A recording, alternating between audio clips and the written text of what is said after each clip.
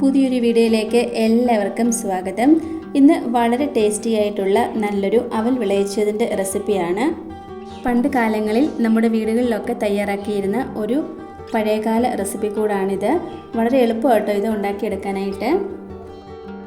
നമ്മുടെ ഈ ഒരു അവൽ വിളയിച്ചത് ഉണ്ടാക്കിയെടുക്കാനായിട്ട് ഞാനിവിടെ ഒരു പാനിലേക്ക് 250 ml കപ്പിൽ 1 കപ്പ് അളവിലാട്ടോ ശർക്കര എടുത്തത്.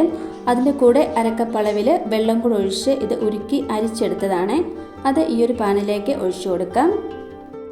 ശർക്കര പാനി ചെറുതായിട്ടൊന്ന് ചൂടായി വന്ന് കഴിയുമ്പം ഇതിലേക്ക് അരമുറി തേങ്ങ തിരുമ്മിയതൊന്ന് ചേർത്ത് കൊടുക്കാം. ഇതുപോലെ പൊടിയായിട്ട് വേണം തേങ്ങ തിരുമ്മി എടുക്കാനായിട്ട്.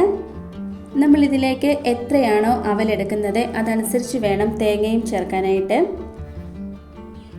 ഇനി ഈ ഒരു ശർക്കര പാനിയിലേക്ക് തേങ്ങ ഇട്ട് കൊടുത്തതിന് ശേഷം നന്നായിട്ടൊന്ന് മിക്സ് ആക്കി എടുക്കണം. തേങ്ങ നന്നായി തന്നെ വിളയിച്ചെടുക്കണം ഈ ഒരു ശർക്കര പാനിയിലിട്ട്. ഏകദേശം ഒരു 10 മിനിറ്റിൽ ഇത് റെഡിയായി തന്നെ കിട്ടും.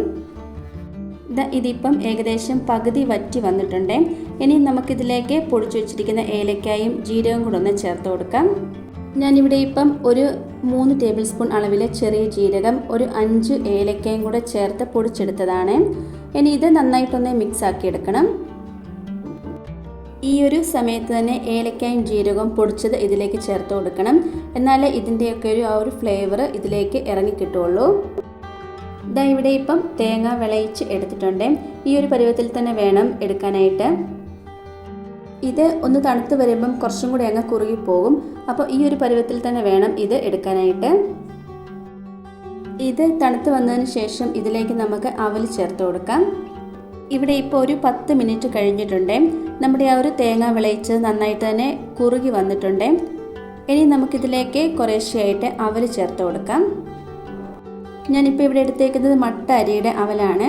അത് 1 കപ്പുണ്ട്. അത് കുറേശ്ശെയായിട്ടൊന്ന് ചേർത്ത് കൊടുക്കാം. അവൽ ചെറുതായിട്ട് ചൂടാക്കി എടുക്കുവാണെങ്കിൽ കുറച്ചും കൂടെ നല്ലതായിരിക്കും കേട്ടോ. ഇനി ഇത് നന്നായിട്ടൊന്ന് മിക്സ് ആക്കി എടുക്കണം. ആ ഒരു ശർക്കരയും അവലും കൂടെ നന്നായിട്ട് യോജിക്കത്തക്ക വിധത്തിൽ വേണം ഇതുപോലെ മിക്സ് ആക്കി എടുക്കാനായിട്ട്. ഒന്നോടെ ചേർത്ത് കൊടുക്കാതെ ഇതുപോലെ കുറേശ്ശെയായിട്ട് വേണം ചേർത്ത് കൊടുത്ത് മിക്സ് ആക്കി എടുക്കാനായിട്ട്. ഇല്ലെങ്കിൽ ഇത് ഒരു വശത്ത് കട്ട കെട്ടിപ്പോകും.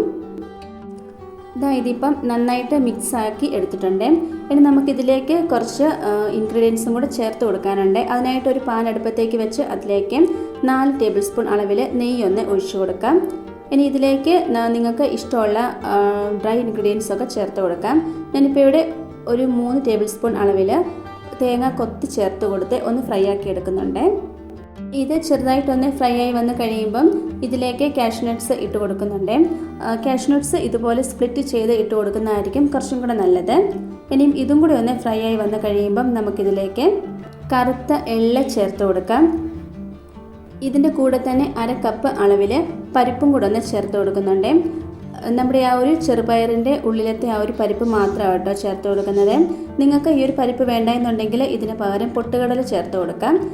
പരിപ്പും എള്ളും ചേർത്ത് കൊടുത്ത് ഒരുപാടങ്ങ് ഫ്രൈ ആക്കി എടുക്കരുത്. അത് പെട്ടെന്ന് തന്നെ കരിഞ്ഞു പോകും. ചെറുതായിട്ടൊന്ന് മിക്സ് ആക്കി എടുത്താൽ മാത്രം മതി. ഇനി ഇത് നമ്മൾ വിളയിച്ച് വെച്ചിട്ടുള്ള അവലിലേക്കൊന്ന് ഇട്ട് കൊടുക്കാം. എന്നിട്ടിത് നന്നായി തന്നെ ഒന്ന് മിക്സ് ആക്കി എടുക്കണം. ഈ ഒരു സമയത്ത് നിങ്ങളുടെ കയ്യിൽ ചുക്കുപൊടി ഉണ്ടെങ്കിൽ അതും ചേർത്ത് കൊടുക്കാം. കുറച്ചും കൂടെയൊക്കെ ഏലക്കായുടെയും ജീരകത്തിൻ്റെയൊക്കെ ഫ്ലേവർ കൂടുതലായിട്ട് വേണമെന്നുള്ള ആൾക്കാർക്ക് ഈ ഒരു സമയത്ത് കുറച്ചും കൂടെയൊക്കെ ഒന്ന് ചേർത്ത് കൊടുക്കാവുന്നതാണ്. ഇത്രയേ ഉള്ളൂ, നമ്മുടെ അവൽ വിളയിച്ചത് റെഡി ആയിട്ടുണ്ട്. ഈ പറഞ്ഞ അളവിൽ തന്നെ എടുക്കുവാണെങ്കിൽ 600 ഗ്രാം അവൽ വിളയിച്ചത് നമുക്ക് കിട്ടും. വൈകുന്നേരം ചായയോടെ കഴിക്കാൻ അടിപൊളിയാട്ടോ. ശരിക്കും ഒരു നൊസ്റ്റാൾജിക് റെസിപ്പി അല്ലേ? അവൽ വിളയിച്ച് നോക്കിയിട്ട് ശരിയാകാത്തവരുണ്ടെങ്കിൽ ഇതുപോലെ ട്രൈ ചെയ്ത് നോക്കണേ. പെർഫെക്റ്റ് ആയിട്ട് തന്നെ കിട്ടും. നമ്മുടെ ഇന്നത്തെ ഒരു റെസിപ്പി എല്ലാവർക്കും ഇഷ്ടമായി കാണുമെന്ന് വിചാരിക്കുന്നു. ഇഷ്ടമായിട്ടുണ്ടെങ്കിൽ ലൈക്കും കമൻറ്റും സബ്സ്ക്രൈബും ഒന്നും ചെയ്യാൻ മറന്നു പോകരുതേ. അടുത്ത വീഡിയോയിൽ കാണാം. താങ്ക്